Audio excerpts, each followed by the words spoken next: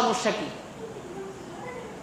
অথচ আল্লাহ রাসূল বলেন আল মুমিনুনা কারাজুলিন ওয়াহিদ,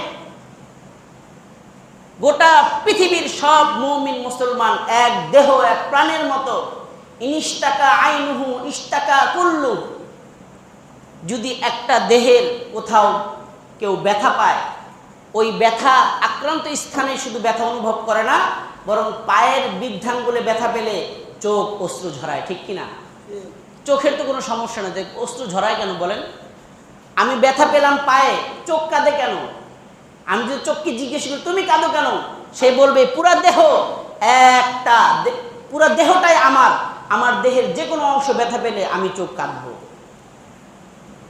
আল্লাহ রাসূল উদাহরণ দিয়ে বলেন গোটা পৃথিবীর সব মুমিন মুসলমান এক দেহের মতো, এক দেহের পাও বৃদ্ধাঙ্গুলি ব্যথা পেলে যেমন চোখ কাঁদে, পৃথিবীর যে কোনো স্থানে মুমিন আক্রান্ত হলে আপনার অন্তরে ব্যথা লাগতে হবে যদি আপনি মুমিন হয়ে থাকেন।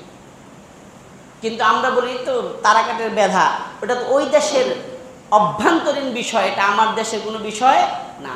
মুমিনের অভ্যন্তরীণ বলতে কিছু নাই, মুমিনের অভ্যন্তরীণ বলতে কিছু নাই। এই জমিন কার?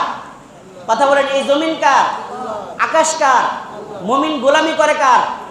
সুতরাং গোটা পৃথিবীর সব মুমিন এক মানচিত্রের মধ্যে আছে, এক দেশের মধ্যে আছে, এক মালিকের অধীনে আছে।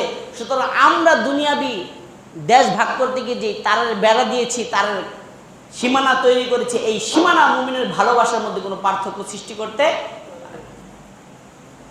কিন্তু আজকে আমাদের দুনিয়ার অবস্থা দেখেন, কাফেরদের সাথে আমার কত মহাব্বত। আজকে মুমিনের কোনো সমস্যা হলে আপনার অন্তরে ব্যথা লাগে না, কিন্তু কাফেরদের সমস্যা হওয়ার আগে আপনার মাথায় জ্বালাতন সৃষ্টি হয়ে যায়। কি হলো, কি হচ্ছে? আজকে মুমিন নারীরা বিধর্মী মুশরিকদের হাতে ধর্ষিত হচ্ছে, আপনার মুখ দিয়ে কোনো বিবৃতি আসে না। শত শত নারীদেরকে পাচার করে দেওয়া হচ্ছে ভারতে, আপনার সমস্যা হয় না। শত শত মা বোন তাদের হাতে ধর্ষিত হচ্ছে, কোনো সমস্যা নাই। একজন নারী ধর্ষিত হয়েছে, আপনার অন্তর জ্বলে যায়, ছিঁড়ে যায়, পুড়ে যায়। তাহলে বোঝা যাচ্ছে মুমিনের সাথে কাফেরদের সাথে আপনার বন্ধুত্ব বেশি, ঠিক কিনা?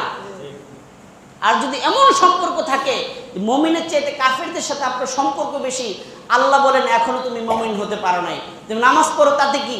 আমি আগেই বলেছি আপনি নামাজ পড়তে পড়তে কবরে দাগ ফেলবেন, কিন্তু আপনি ইমানের মূল স্তম্ভ যদি ঠিক না থাকে, ওই নামাজ আপনাকে জান্নাতে নিতে পারবে না। মুআজ্জাজ হাজিরিন, আজকে বর্তমান